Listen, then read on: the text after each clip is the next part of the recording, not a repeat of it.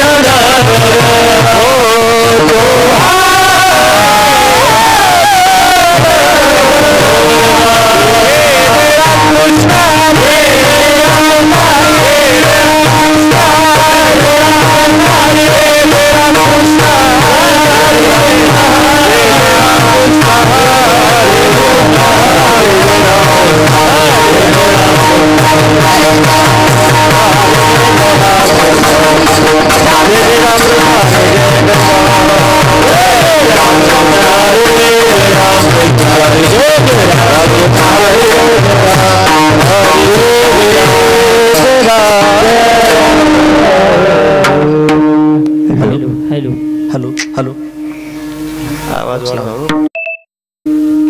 Hello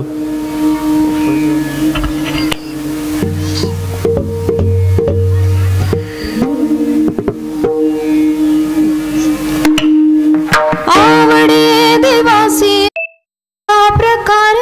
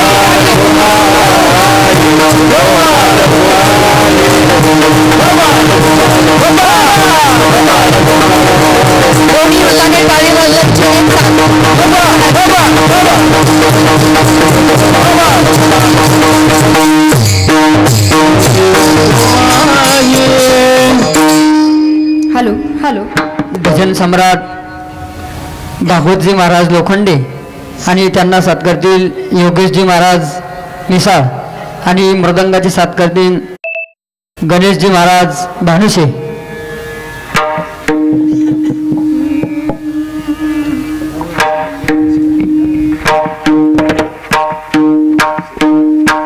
hello hello ऐकू दे थोडंसं monitor द्या. हॅलो दादा एवढं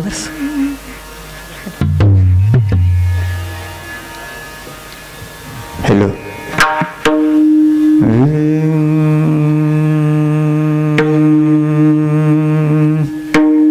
विकू द्या ना विकू असं ना वाढत हॅलो हॅलो हॅलो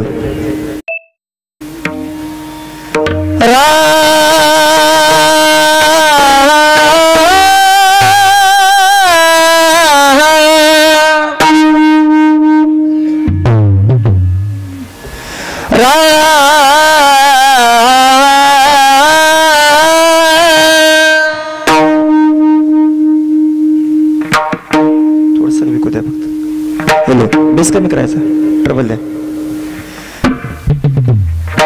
आवडे देवासी आवडे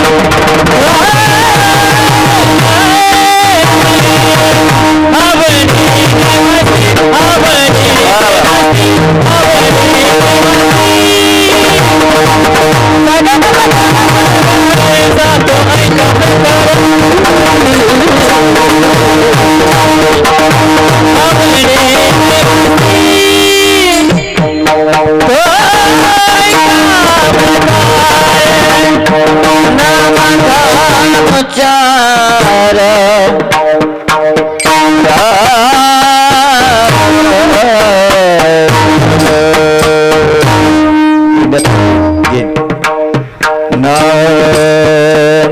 Namata Namata Namata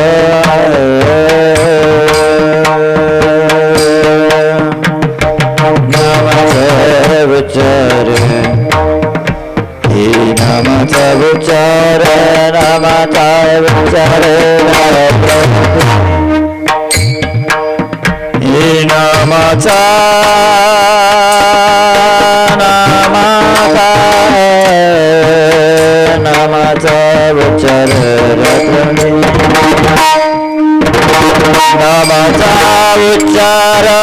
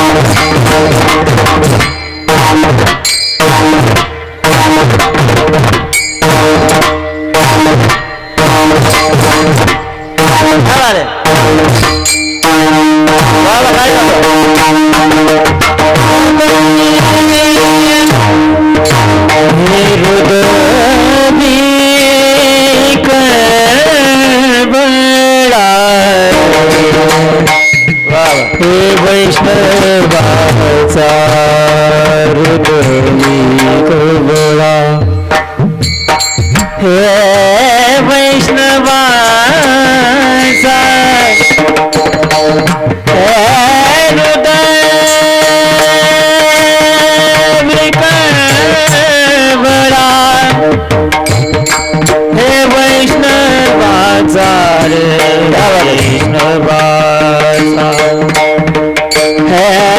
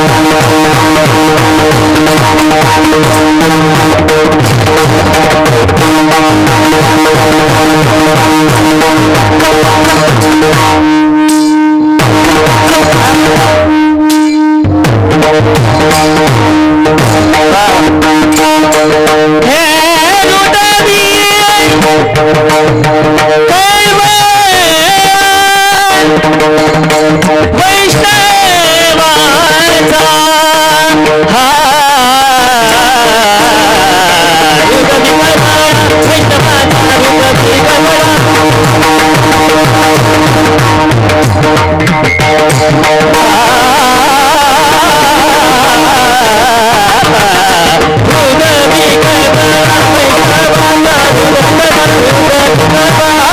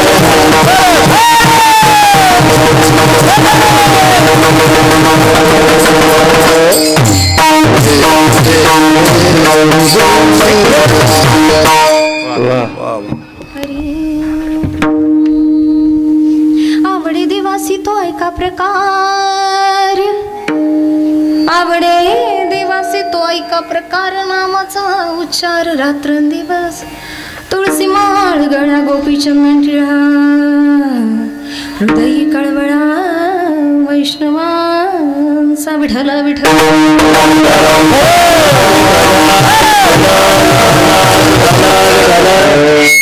परम पुंडरीकाय दातून मुनींद्रे समागती तिष्ठन्त मानंद कंदम परब्रह्मलिंगम भजे पांडुरंगारू प्रथम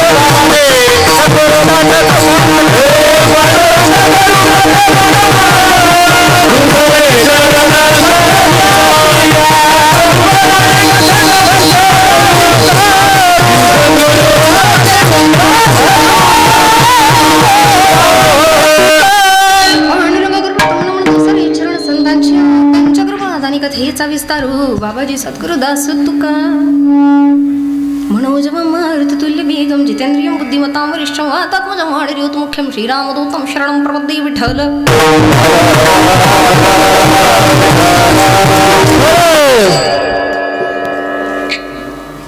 वरचा आवाज वाढला लगे असतं खालचा आवाज जरा नामसंकीर्तन रूपी सेवे करता येणं व्हावं. वर्षानुवर्ष केलं जाणारं अन्नदान, ज्ञानदान, अभंग नानाविध, कधी नामपर प्रकरणातले, कधी विनंतीपर प्रकरणातले, कधी उपदेशपर प्रकरणातले, तर कधी गवळणपर प्रकरणातले. पण सदर अभंगांची निर्मिती करणाऱ्या संत की ज्या संतांच्या अनुभूतीतनं आलेले हे अभंग, ठिकाण, प्रसंग, भावार्थ, प्रवक्ते, फरक कदाचित सगळ्यांमध्येच असेल, पण ज्याच्याविषयी वर्णन केलं जावं तो मात्र एक आहे. त्या एकाचं वर्णन नानाविध प्रवक्त्यांच्या मुखारविंदातनं यावं, ते त्यांच्या ज्ञानातनं, अनुभवातनं किंवा संतांच्या मार्गदर्शनातनं. सदर अभंग नेहमीचा कानावरती पडणारा, ऐकिवात येणाऱ्या अशा स्वरूपाचा. माझा आवाज शेवटपर्यंत क्लिअर येतोय? महिला मंडळ, आवाज क्लिअर येतोय का? थोडा इको नॉर्मल कमी करा. आवाज येतोय का आता? तुमचा माझा बांधाला बांध आहे का? मला रोज रोज यायचंय गावात, मग बोला की आवाज येतोय का?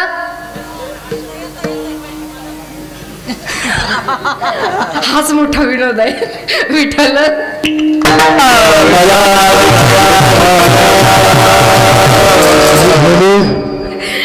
स्पष्ट येतोय का आवाज? स्पष्ट असू देत. बड़े बड़े शहर में छोटी छोटी बातें होती रहती है. आवाज येतोय ना एवढा मुद्दा तर अभंग नेहमीच ऐकिवातला पठडीतला. पण कधी कधी काय होतं, माणूस स्वतःच्या आकलन क्षमतेनुसार ते ग्रहण करण्याचा प्रयत्न करतो. आकलन क्षमतेनुसार ते ग्रहण करण्याचा प्रयत्न करतो. अर्थात संत आहेत ना, प्रत्येकाला शिकवतात. ज्याला जसं समजेल तसं ज्ञान देण्याचा प्रयत्न संतांनी करावा. नानाविध स्वरूपानं. अभंग नेहमीचा कानावरती येणारा, अर्थात ठराविक वक्त्यानं ठराविक अभंगाचा भावार्थ हाच आहे हेही ठामपणे मांडणं म्हणजे वक्त्याचं अज्ञानपणाचं लक्षण म्हणावं.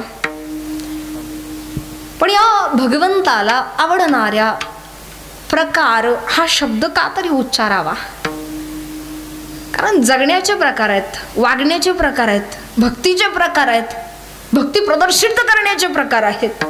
पण त्याला जो आवडतो तो प्रकार नेमका कोणता याचं वर्णन करताना खूप सुंदर रीतीनं करतात. आणि त्याचबरोबर सदर अभंगामध्ये वारकरी संप्रदायाशी एकनिष्ठ असणाऱ्या तत्ववेत्या वारकऱ्यांसाठीची असणारी लक्षणं तरी कुठली याचं सुद्धा वर्णन करतात. आणि हे वर्णन करत असताना सदर प्रमाण जर व्यक्ती वागत असेल तर तो जगाकरता नवे नवे भगवंताकरता प्रिय होतो. आणि भगवंताला आवडणाऱ्या या गोष्टीचं वर्णन अर्थात नामपर प्रकरण आजचा असणारा पहिलाच दिवस.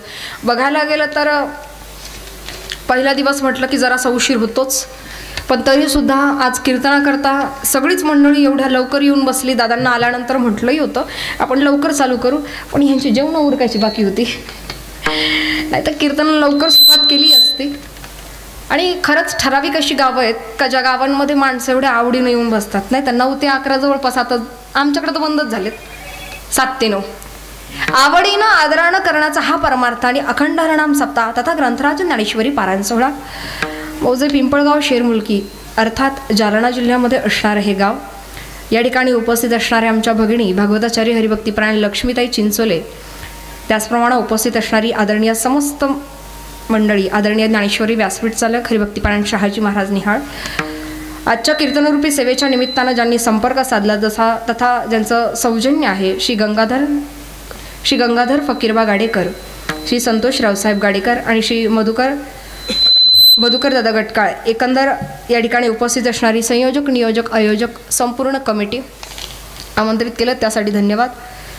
उपस्थित असणारे आदरणीय समस्त गायनाचार्य, आदरणीय मृदंगाचार्य, साऊंड सिस्टीम, विनेकरी, भालदार, चोपदार तथा आमच्यासोबत आलेले हरिभक्तीपरायण ज्ञानेश्वरजी महाराज तथा उपस्थित असणारे माझ्यापेक्षा वयानं ज्ञानानं ज्येष्ठ श्रेष्ठ वारकरी मंडळी, आपणा सर्वांच्या चरणी दंडवत आणि सेवेला प्रारंभ विठ्ठल.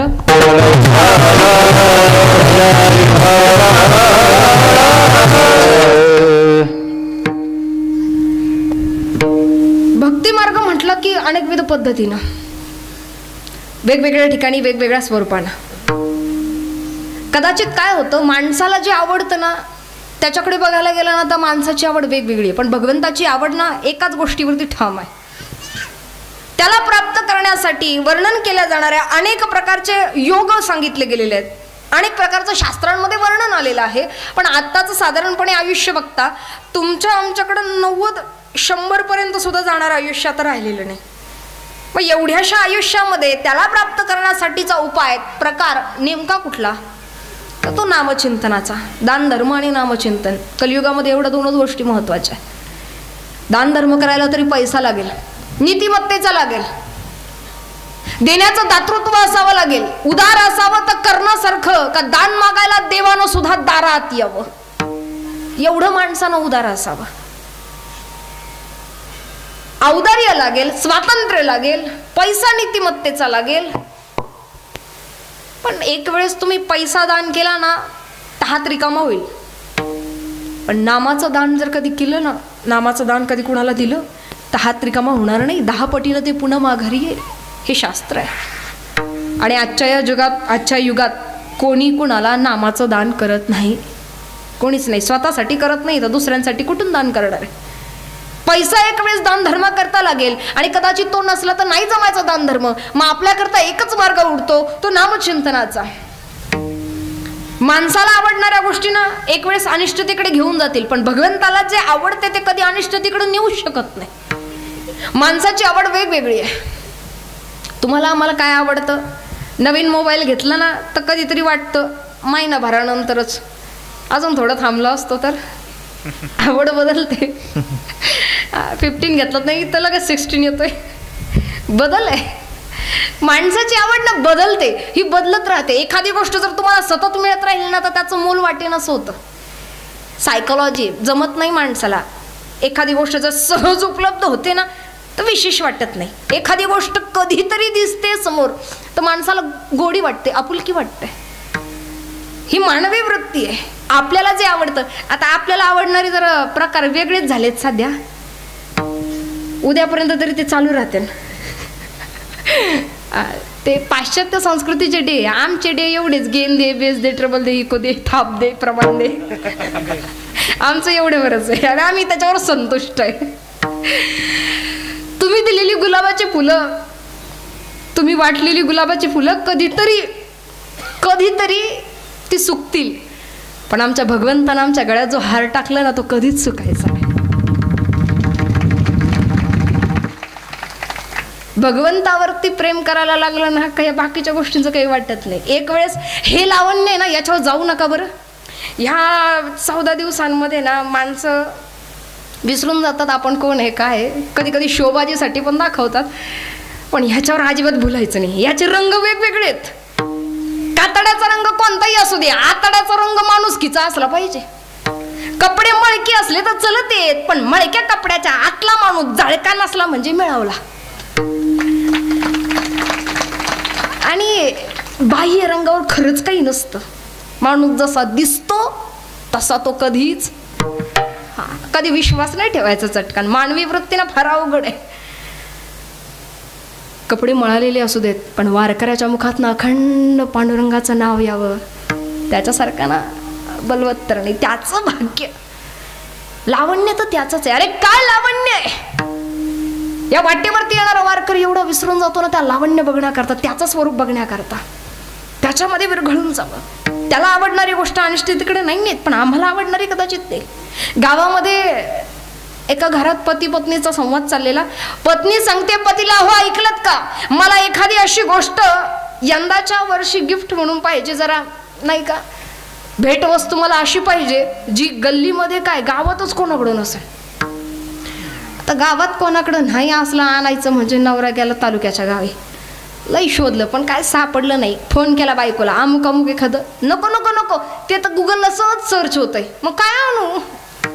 नवरा वैतागला, मित्राच्या घरी आला. मित्रानं सांगितलं त्याला, ऐक मी तुला सांगतो, ती भेटवस्तू बायकोला नेऊन दे, पण ती 2 दिवसाच्या आत मा घरी आणून द्यायची. तर म्हटलं ठीक आहे, काय अडचण नाही. आता त्यानं घरात बसवलं. मी आलो, थांब. दारामध्ये झाड होतं, त्या झाडावरती मोहळ होतं. मोहळ कळतं इकडं, हा बरं झालं, ते मोहळ होतं. ते मोहळ त्यानं अक्कल हुशारीनं, मधमाशाचं मोहळ त्यानं अक्कल हुशारीनं माडक्यात उतरवलं, वरून झाकण पकड बांधून घेतलं. आता झालं असं, याच्याजवळ आणून दिलं, घे तुझी सुंदर भेटवस्तू. असं वाद्य आहे जे अद्यापपर्यंत कोणाकडंच नाही. पण हे वाजवायचं कसं ते म्हणलं लई सोपं आहे. काही नाही करायचं, हे कानाजवळ न्यायचं, हलवायचं, ते आपाक वाजत. आता यानं उचललं, कानापाशी नेलं, झाकण बांधलेलं वरून. मधमाशा खवळल्या तशी एक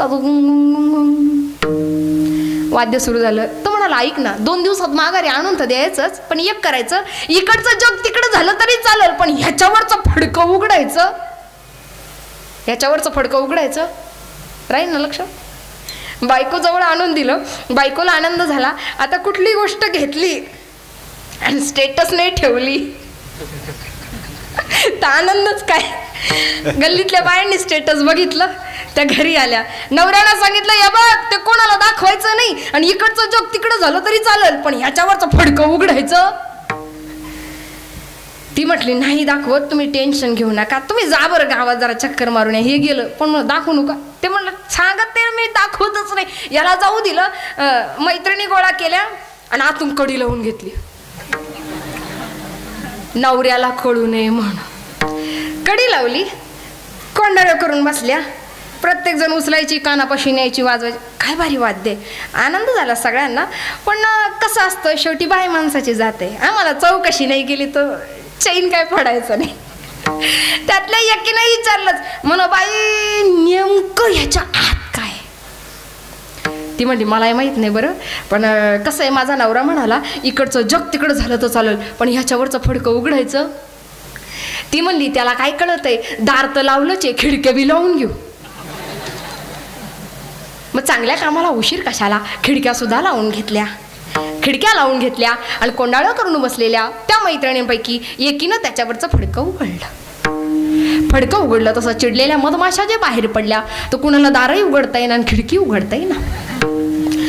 हातपाय सुजले. माणसाला आवडणाऱ्या गोष्टी त्याला कितीही आणून द्या, कदाचित स्वार्थापोटी किंवा अज्ञानापोटी तो त्याचा वापर अनिष्ट होऊ देईल, पण माझ्या भगवंताला जे आवडतं ते कधी कसंही अनिष्टतेकडे नेऊच शकत नाही. साखर आहे, साखर तुम्ही रडत रडत जरी खाल्ली तरी गोड लागणार आहे. आणि विष चांदीच्या चमच्यात घ्या, प्रेमानं त्याच्याकडे बघा आणि पुढच्या 2 मिनिटामध्ये ते खाऊन घ्या. विष किती प्रेमानं खाल्लं तरी त्याचा असर जे करायचा तेच करणार आहे. तसं माझ्या भगवंताला आवडणारी जी गोष्ट आहे ती नामचिंतन. कसंही घ्या ते त्याला आवडतं. रडत घ्या, हसत घ्या, बसल्या बसल्या, स्थळ काळ वेळ कुठेही बसा ना, एक धरीलाची त्याला कामामध्ये काम नाही राम जाईल सुख होईल दुःखाते.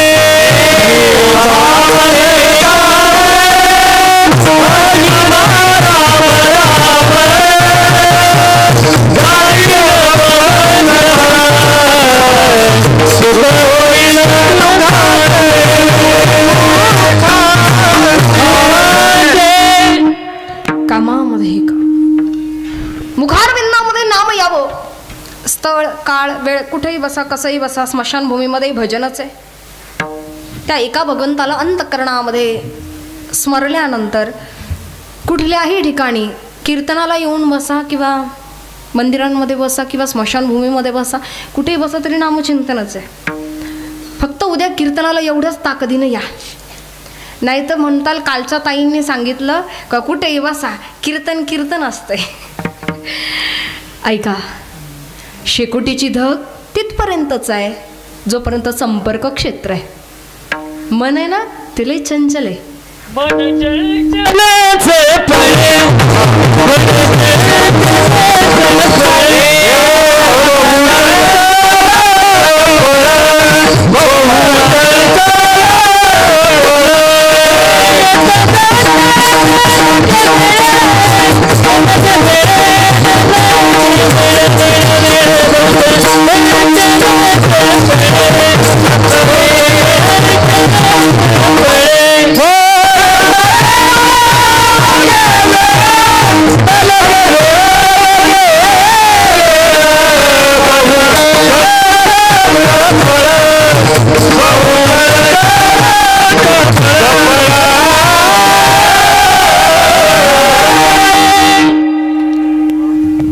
चंचल चपळ बसलेली सगळी मंडळी, तुम्ही बसल्या बसल्या परीक्षण करा. कीर्तन सुरुवात झाल्यापासून आत्ताच्या या क्षणापर्यंत तुमचं मन कुठं कुठं जाऊन आलं आणि किती किती विचार आले, बोटांवर मोजून सांगता येतील?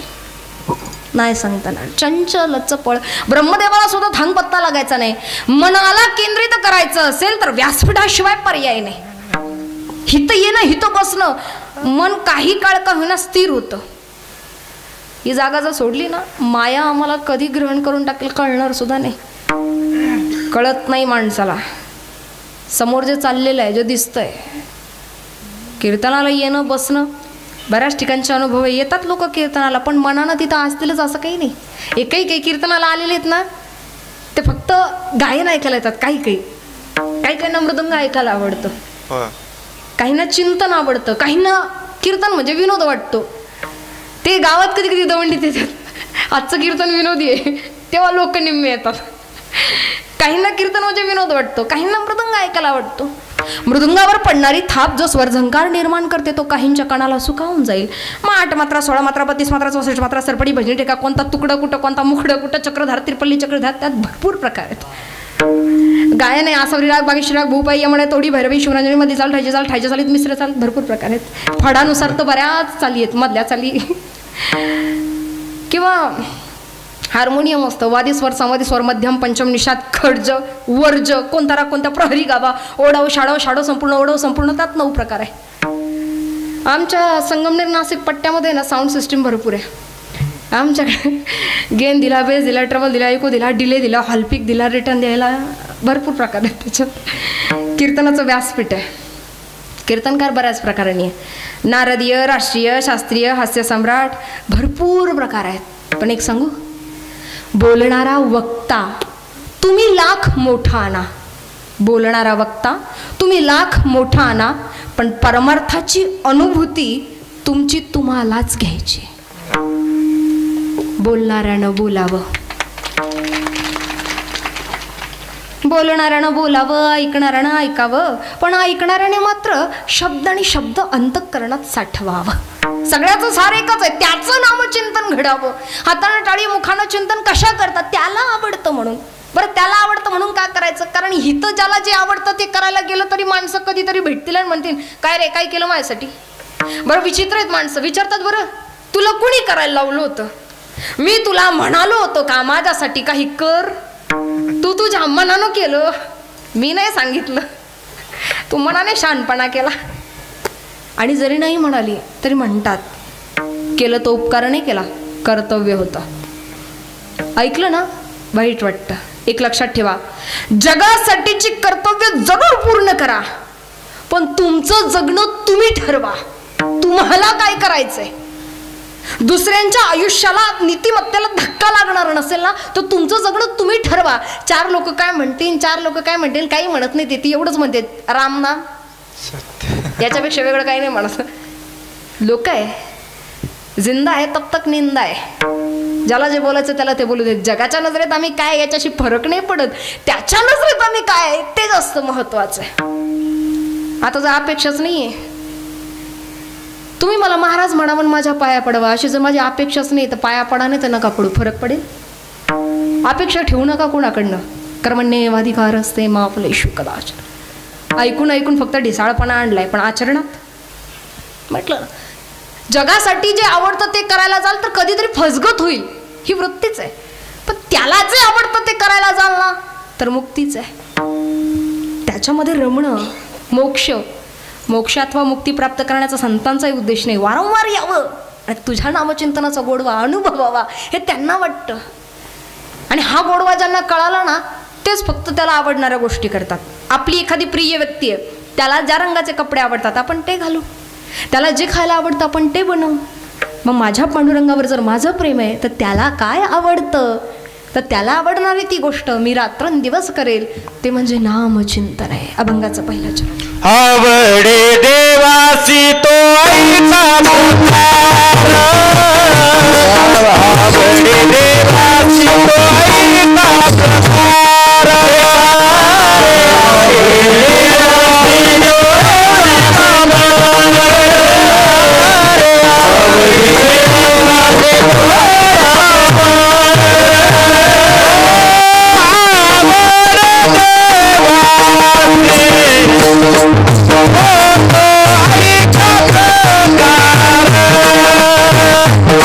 आवडे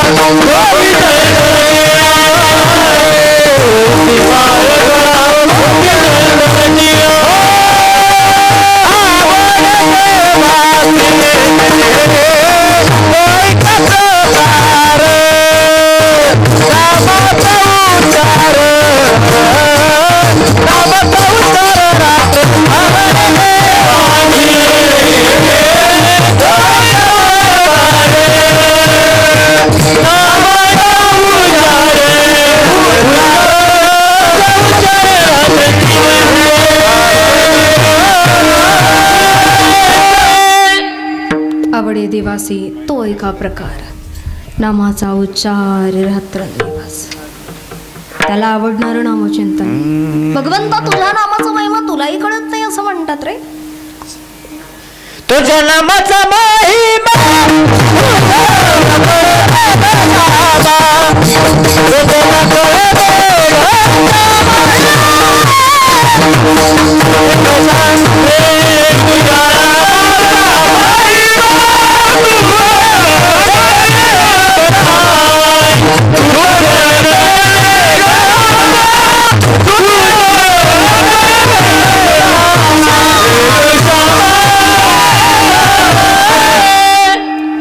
कळी मेघश. तुझा नामाचा महिमा तुलाही नाही कळायचा. अनेकदा वर्णन येतंय, प्रसंग नेहमीचा ऐकी वाचला पण वाक्य फार गोड आहे. रामसेतू बांधणीच्या कार्याकरता प्रत्येक जण मदत करतोय आणि मदत करत असताना ना एकांतामध्ये हनुमान प्रभू रामनाम रखडतात दगडांवरती. ऐका, नामचिंतन हा एकांताचा विषय आहे, लोकांताचा नाही. पण हे एकांतात जमावं त्याच्या आधी लोकांतातही आलं पाहिजे. लोकांतात नाही आलं ना तर एकांतात सुचत नाही. ते 4 लोकात बसल्यानंतर मनातले विचार शांत करून नामचिंतन मुखारविंदामध्ये यावं. तसं बघायला गेलं तर मग हे लोकांतात येणारं नामचिंतन कदाचित पोटापाण्याचा आणि प्रपंचाचा विषय ठरेल. पण एकांतात मुखारविंदामध्ये यावं. रामनाम रखडतात दगडांवरती नखांनी. श्रीराम प्रभू डोकावून बघतात आणि बघितल्यानंतर मनात विचार येतोय की कदाचित मीही मदत करावी का. म्हणून समुद्र किनाऱ्यावरती आल्यानंतर दगड उचलला, पाण्यात टाकला, बुडाला. दुसरा उचलला, पाण्यात टाकला, बुडाला. तिसराही उचलला, पाण्यात टाकला, बुडाला. प्रसंग नेहमीचा ऐकी वाचला पण वाक्य फार गोड आहे. श्रीराम प्रभू विचार करतात माझ्याच्यानं जमायचं नाही म्हणून मागं फिरावं तर पाठीमागं हनुमान प्रभू हात जोडून उभेच. श्रीराम प्रभू विचारतायत तुम्ही कधी आले. हनुमानजी म्हणले देवा मी पहिल्या दगडाला आलो. पहिल्या दगडाला आले मग मला सांगा माझ्या नावची दगड तरतात मग माझ्या हातची दगड का तरत नाही. हनुमान प्रभू फार गोड उत्तर देतात, देवा ज्याला तुम्हीच टाकलाय त्याला या जगात कोणीच तारू शकत. त्याच्या नामचिंतनाचा महिमा इतका आगाध आहे, त्याच्यावरती तरणारी. अहो नाथांनी काळाला मागे सारावं. श्री संत शांतीब्रह्म एकनाथ महाराजांनी काळाला सुद्धा मागे सारावं या नामचिंतनाच्या जोरावरती. देवाचा कशाला आता वृंदावनामध्ये जा किंवा नका जाऊ, मोबाईलच्या स्टेटस स्टोऱ्यांना बघायला मिळेल. प्रेमानंद स्वामी दोन्ही किडन्या खराब आहेत की नाही. एका किडनीचं नाव ठेवलंय राधा आणि एकीचं ठेवलंय कृष्ण. जाऊन तर दाखव, देवाची शपथ आहे. काय विश्वास असेल ना आमचा आहे, एवढा विश्वास आहे. बरेच लोक भेटतात आम्हाला, ताई आम्ही देवासाठी खूप केलं पण आमच्याच घरात असं झालं. गंगा संत पंगती जेव घातल्या तुमच्या आधी आम्हाला दिसलो नाही का. आमच्या तुमचं कोणीच नाही तर आमचा का नाही विश्वास, का नाही. एवढं सोपं नाही, तसं वाटतं तेवढं सोपं नाही. अर्जुनानं गीता ऐकली होती. अभिमन्यू रणांगणात पडला तर अर्जुनाच्या डोळ्यामध्ये पाणी आलं. अर्जुनाच्या डोळ्यात पाणी आलं. ते बघून भगवान श्रीकृष्णांनाही वाईट वाटतंय की अरे ज्याला मी गीता सांगितली त्याला सुद्धा एवढं पटकन नाही जमलं, मग तुम्हाला आम्हाला जमेल. हे वाटतं तेवढं सोपं नाही. म्हटलं ज्याला जसं समजेल तसं देणं. ते पहिले कर्नाटकला कीर्तनाला जायचो, बेळगाव आप्पाची वाडी, चिक्कोडी, अक्कोळ. तिकडं गेलं ना ती लोक कन्नड भाषेत जरा जास्त बोलतात नाही. विचारायची बाई उठ्ट माडेन ना. तेव्हा काय जास्त कळत नव्हतं ना. उन्न का लिकर आता जरा सवय झाली जाऊन जाऊन. आता गेलं का आम्हीच विचारतो दादा माडी ना उठ्टा. हा जिव्हाळ्याचा प्रश्न. अलीकडे आलात कोल्हापूर, भाषेचा लहेजा जरा बदलतो. काय महाराज कवा आलता, कसा हायसा, उभा का ठाकला, जाताय ना व शिस्तात जावा. श्री संत बाळूमामा देवस्थान ट्रस्ट आदमापूर. बाळूमामा म्हणतात करशीला सेवा तर खाशीला मेवा. जो म्हणेल हाय त्याला म्या हाय आणि जो म्हणेल नाही त्याला म्या नाही. आदमापुरसनी नाही येतो वालो गड्या येऊ नगासा, पण मग ह्या मेंढी माऊलीच्या पालखी तळावर येशीला आणि सेवा करशीला तर उभ्या जली मर काही कमी पडायचं नाही. मामा म्हणतात. ते थोडा उशीरच होतो असं देत लेट पण थेट जात आहे. पुढं आलात, पुढं सातारा, सांगली, सोलापूर, पंढरपूर मजार सखी अंगरट आवे लगा काय म्हणतो चालतंय की बोलतंय की ते तिकडं. तसंच पुढे निघालात कापूर होळ्यापासून पुढे मग आपलं पुणे. मग तिकडे कसले उणे सगळे तर कसे व्याकरणासहित शुद्ध. काय महाराज केव्हा आलात, कसे आहात, चहा घेणार का, घेतलाच पाहिजे असं काही नाही. तिकडे जेवायला जर गेलं ना कधी 3 माणसं गेले तर 4था माणूस वाढला तर चपात्या अपुऱ्या येतात. तसंच पुढे निघालात गारगाव बोटा आळे फाटा आमचं संगमनेर. तुम्ही आमच्या संगमनेरला येताल तर आम्हाला तुम्हाला समजावून सांगावं लागेल. ओ माऊली आम्ही भांडत नाहीये, आम्ही नॉर्मल बोलतोय. आमची भाषा जरा पहाडी आहे, पूर्ण नगरी नाही, आम्ही जरा पहाडी बोलतो. वरडून बोलल्या का अंकामून आला, काला आला, कुणक गेला, गेला तर गेला. आमचं तसंच खाली नाशिकला याल स्मार्ट सिटी काय विषय नाही. मुंबई का जायचं काम नाही, हिंदी मराठी सगळं एक होत जातं नाही का. मैं पाणी भरने को गया था पर मेरे को पाणी मिळ्या नाही. कहून नाही मिळ्या काय माहिती नाही. आगरी कोकणी मालवणी जळतात मेले नाय सो करून टाकीन. तुका सांगतो वांगडा राहूचा हतयाचा काम नाही. माझ्या घोवाक सांगतात ते घोवाक म्हणजे नवरा. तसंच पुढे निघालात आपलं इकडं सरळ हायवेने पुढे आलात. हायवेने पुढे आलात. मग धुळं जळगाव मुंबईवरनं सरळ सरळ येत राहा. पहिली माणसं धुळे जायगाव म्हणायची, आताची ड म्हणतात नाही का, धुळं जळगाव. मग इकडं आला सा मग आईराणी वराडी कर्जो खाजो पाहजो मन 7 मयजो तू पोट्ट सनान गाडी चालवतो फपुटा नाकात जातो पुरं बांगाई ती.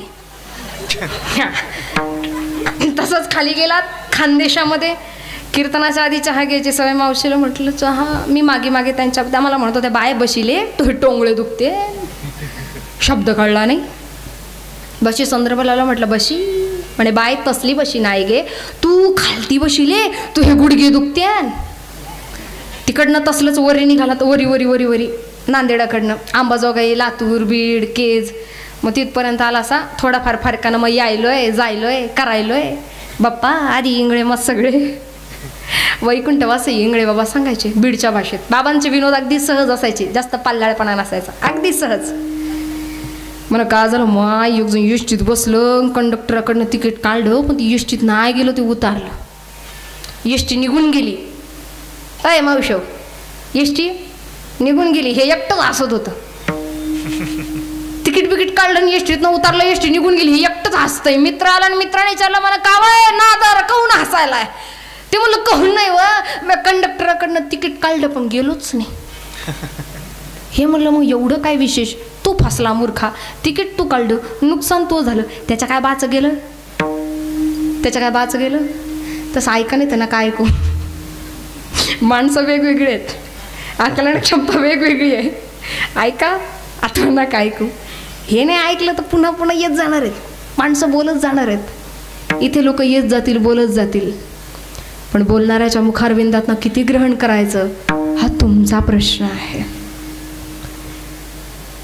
भगवंताचं नामचिंतन जे त्याला आवडतंय, ज्याचा महिमा त्याला सुद्धा नाही लक्षात येत पटकन, ते आमच्या मुखारविंदामध्ये यावं. कितीतरी फायदे सांगितलेत, पण मुळात फायद्यासाठी तरी का करावं. वारकरी संप्रदायाची तत्व आहेत, फार सोपी आहेत. इतर देवस्थानाला जाताल ना तर काही ना काहीतरी मागणं आहे. कधी गेलात नर्मदा परिक्रमेला आल्यानंतर उद्यापन विधी करणं आहेत. कधी गेलात तिरुपती बालाजीला केश समर्पित करणं आहे. कधी गेलात काशीला आल्यानंतर गंगा पूजन माऊंद काय म्हणतात तिकडं, गंगा पूजन करणं आहे. जिथे जावं तिथे वेगवेगळी परंपरा आहे. जगन्नाथपुरीला गेलात तर पात्रात बोलवून नाही, फडचीवर बसूनही प्रसाद भक्षण करायला लागेल. पण कधी आम्ही ऐकलं नाही महाराज पंढरपूरला जाऊन आलो आणि पांडुरंगाच्या नावानं कोंबडा द्यायचा आहे, बोकड्याची दावत आहे आज गावामध्ये, असं ऐकलंय का पांडुरंगाच्या नावाने. कधीही काहीही न मागता निरपेक्ष प्रेम करणारा तो, त्याला फक्त नामचिंतनाशिवाय दुसरं काही नको आहे. तत्व सोपी आहेत. गळ्यात तुळशीची माळ, कपाळाला गोपीचंदन टिळा, तत्व सोपी आहेत ना, पण ती सुद्धा नाही जपतायत बसलेल्यांपैकी. इथं कीर्तनाला आलेली बरीचशी मंडळी जे अट्टल वारकरी आहेत त्यांचे कपाळ रिकामे दिसणार. ऐकताय ना पिंपळगाव, जे अट्टल वारकरी जे आजच कीर्तनाला आले, चला गड्या ताईंचं कीर्तन आज गावात आहे या उद्देशानं निव्वळ कीर्तन ऐक. हा, रोज न येणारी मंडळी, कपाळाला गोपीचंदन टिळा असावा. बऱ्याच लोकांना सांगायला गेलं ना तर लोक म्हणतात बाई आपली मनाची माळ आहे, आपल्याला कोणी सांगायची गरज नाही. एकादशीला आपण खात नाही, शनिवार आपण पाळीतो, श्रावणात कधी खाल्लं नाही, श्रावण पाळला. हे मनाच्या माळी घालणारे ना एक दिवस डुबतातच. हे धोका देते, मन बिन काही नसतंय, ते दगाच देतंय. त्याच्या भरोशावर राहू नका, मनाचा कंट्रोल कधी सुटून त्याचं त्याला कळायचं नाही. गळ्यामध्ये कंठी धारण करावी.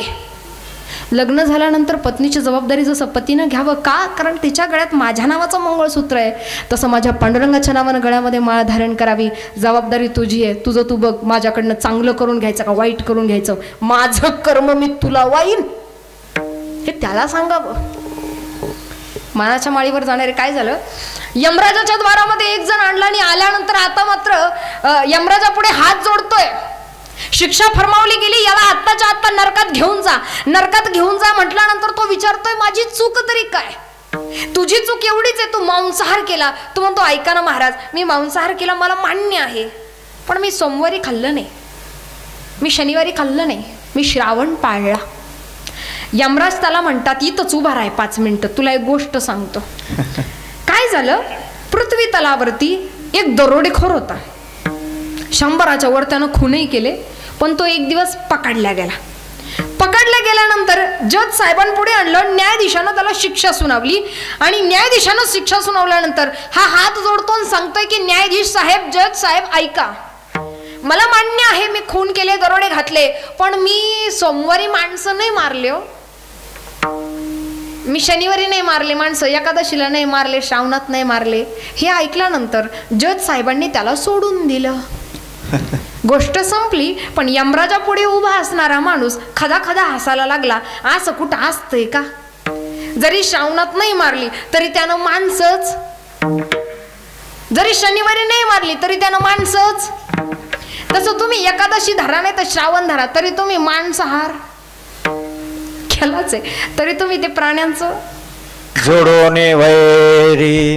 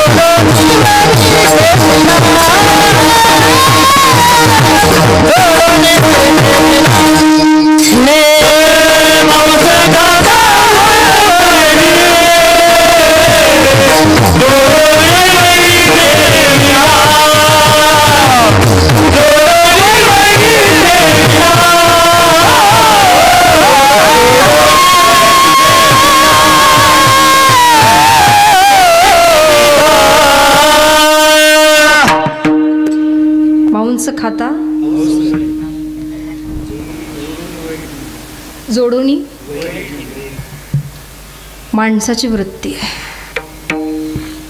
खरं बघायला गेलं ना, काय खावं, कसं जगावं, कसं वागावं हा ज्याचा त्याचा प्रश्न आहे. कर्माचं स्वातंत्र्य प्रत्येकाला दिलेलं आहे. भगवंताला सुद्धा जे नाही ते तुम्हाला आम्हाला मिळालेलं आहे. भगवंतालाही नाही सहजासहजी मिळायचं. वत्सरूपी पृथ्वी ब्रह्म्यापाशी जाय नेत्री वाहे तो हे सांगत असे की देवा आता या गरज असल्यानंतर तो येतो, त्यातही अंश अंश कला आवेशपूर्ण परिपूर्ण. त्यालाही स्वातंत्र्य नाही जे तुम्हाला आम्हाला आहे. 30 गेले आणि 20 राहिले. आता ते किती वाया घालवायचे आणि किती उपयोगाला आणायचे हे तुमच्या हातात आहे. तुम्ही या दिवसांमध्ये मोठमोठे वक्ते प्रवक्ते आणा, पण जोपर्यंत तुमच्या आचरणामध्ये नाही तोपर्यंत उपयोग काय? कपाळाला गोपीचंदन टिळा असावा, गळ्यात तुळशीची माळ असावी, हे कीर्तनकारांना नुसतं सांगून जमत नाही. कीर्तन संपल्यानंतर कधी गावातल्या मंडळीने एकत्र येऊन कधी प्रयत्न केलाय का? गळ्यात किती जणांच्या तुळशीची माळ नाहीये, कपाळाला बुक्का नाहीये, गोपीचंदन टिळा नाही, कधी केलंय? अरे कमीत कमी कळालं पाहिजे. एखादं गेलंच हाक नाक तर कळालंही पाहिजे याचं कोण नाही बा, याला जाळायचंय का पुरायचंय नेमकं, तेवढं तरी कळालं पाहिजे. म्हणून तरी कपाळाला काही लावा. कधी या एकत्र शनिवारी घ्या हनुमान चालीसा मंदिरामध्ये, घडले कधी आमच्याकडनं? हे विचार नुसते ऐकून उपयोग नाही होत, आचरणात यावे लागतात, तेव्हा कीर्तन सफल होते. मनामध्ये असणारी जिद्द भगवंतापर्यंत घेऊन जाते. आणि तत्वही सोपी आहेत की, स्वातंत्र्य आहे तत्वांचं सुद्धा, फार अवघड नाही आहे. निर्गुण निराकार तत्वापर्यंत पोहोचणं अवघड आहे, सगुण साकार प्राप्त करणं कदाचित अवघड आहे. पण पंढरीश पांडुरंग परमात्मा विठ्ठल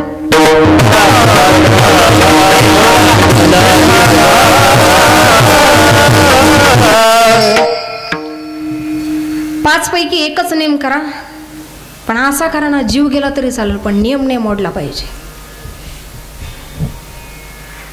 तीर्थक्षेत्री एक जण आला आणि आल्यानंतर त्यानं बघितलं आजूबाजूला, इथे प्रत्येक जण येतोय काही ना काहीतरी सोडतोय. याने विचार केला मी काय सोडू. त्याच्या लक्षात आलं या तीर्थक्षेत्रावरती गोपीचंदन टिळा लावणारे भरपूर आहेत. त्यानं संकल्प सोडला, टिळा लावणाऱ्याकडनं टिळा लावून घ्यायचा नाही आणि त्याला रुपया दान द्यायचा. तितक्यात कुठून तरी एक बाबा आला आणि चढदिश याच्या कपाळाला टिळा लावून दिला. म्हणा दादा रुपया. आता काचा रुपया? टिळा तर लावायचा नव्हता, अर्धा संकल्प तुटला, अर्धा तर तुटू द्यायचा नाही. म्हटलं बाबा खिशात चिल्लर नाही, भक्त निवासाच्या खोलीवर या मग बघू. त्याला म्हटलं बाबा काची येते? पण बाबानं घाशाच गुंडाळा आणि पिशट ठुला. चाल कुठं? भक्त निवासावर. बाबा एक काम करा, तुम्ही गावाकडे या, शाल श्रीफळ देतो, सत्कार करतो, पाहुणचार करतो, रुपया पण देतो. बाबा म्हणलं काडगावचा पत्ता लिहून घेतला. 8 दिवसानंतर घराच्या गच्चीवरती श्रीमंत कॉफी पीत बसलेला टिळेवाल्याला चालत येताना पाहिलं, झरझर खाली चालत यावं. मुलाला आवाज दिला, बाळा दारात कोणी आलं आणि काही मागायला लागलं तर सांग तुझा बाप आजारी आहे आणि कोणालाच भेटणार नाही. मुलगा बापाच्या कपाळाला हात लावतो, बाबा ताप आलाय की छातीत दुखतं? बाप म्हणला मला काय धाड भरली नाही, तुला सांगितलं तेवढं कर. टिळेवाला दारात आला, आवाज देऊ लागला, दादा आहात का घरी? मुलगा बाहेर गेला. काम काय? काम काही नाही, काम तो ह्या बापाकडे, माझे वडील आजारी आहेत, भेटणार? काय काम आहे मला सांगा. अरे काम काही नाही, रुपया दान घ्यायचा आहे. मुलगा म्हणाला मी देतो. जमणार नाही, तो ह्या बापाकडूनच घ्यायचा आहे. आपण वडील आजारी आहेत ना, नाही भेटतात. आज नाही तर उद्या भेटते, उद्याही नाही भेटत, परवा भेटते, परवा नाही तर तेरवा भेटते. मला तरी कसली घाई, मुक्कामच केला बाबानं. 4 दिवस झाले तरी बाबा काय जागच्या आला ना.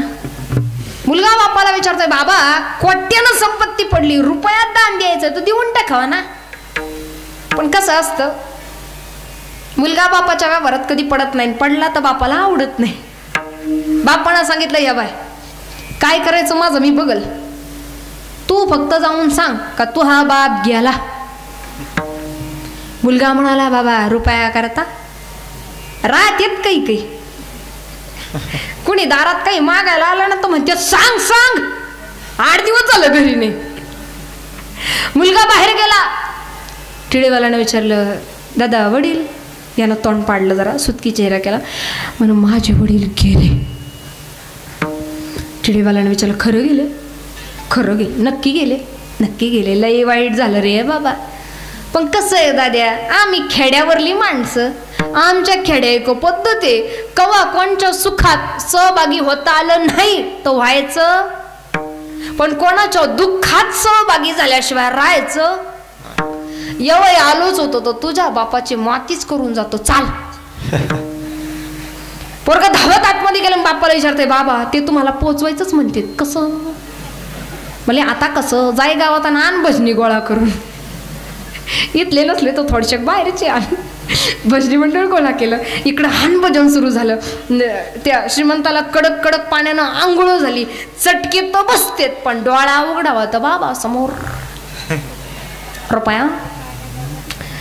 श्रीमंताला गरम पाण्यानं आंघोळ झाली, अंगावरती नवीन वस्त्र नेसवली गेली, पायाचे दोन्ही अंगठी बांधण्यात आले, कानात नाकात कापूस टाकून झाला, तोंडात तुळशीपत्र ठेवून झालं, घरातल्या मंडळींनी दर्शन घेऊन झालं.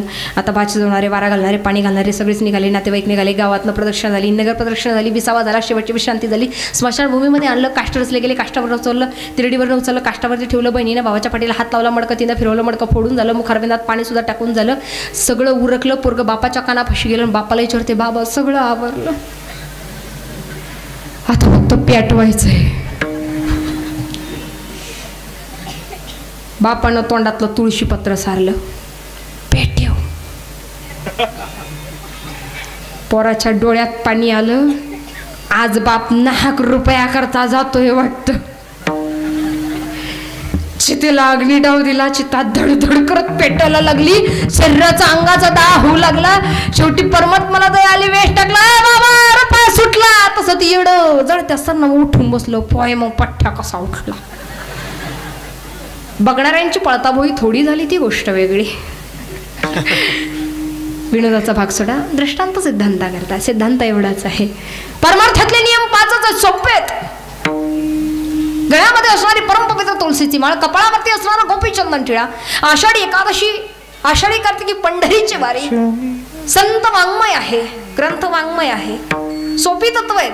5 पैकी एक तरी जमावं शेवटपर्यंत. आणि एवढंच नाही, अंतःकरणामध्ये असणारा वैश्रमांविषयीचा जिव्हाळा. अरे बोला ना, चांगलं बोला ना. नाही बोलत. एक सांगू का, आपलेच असतात जे पाठीवर वार करतात. आपलेच असतात जे पाठीवर वार करतात. छातीवर वार करणारा अजून जन्माला यायचा आहे. वेळोवेळी हेच घडत आलंय. वेळोवेळी हेच तर घडत आलेलं आहे. एकमेकांविषयीचा जिव्हाळा. माणसं तोंडावरती गोड बोलतात, पण मनात काय चालू आहे ना सांगता नाही येत. कुणाच्या दिसण्यावर नाही जायचं. हे कातडी दिसायला अशी फक्त. एक वेळेस ना गरीब घरची माणसं परवडली, एक वेळेस खेड्यातली माणसं परवडली, एक वेळेस कटू बोलणारी, तुमच्या चांगल्याकरता कडू बोलणारी माणसं परवडली. अंतरंगामध्ये असणारा वैष्णवान विषयीचा वारकरी असणारा हा जिव्हाळा अंतःकरणामध्ये असावा. का? कारण भगवंताला आवडतं अभंगाचं द्वितीय चरण.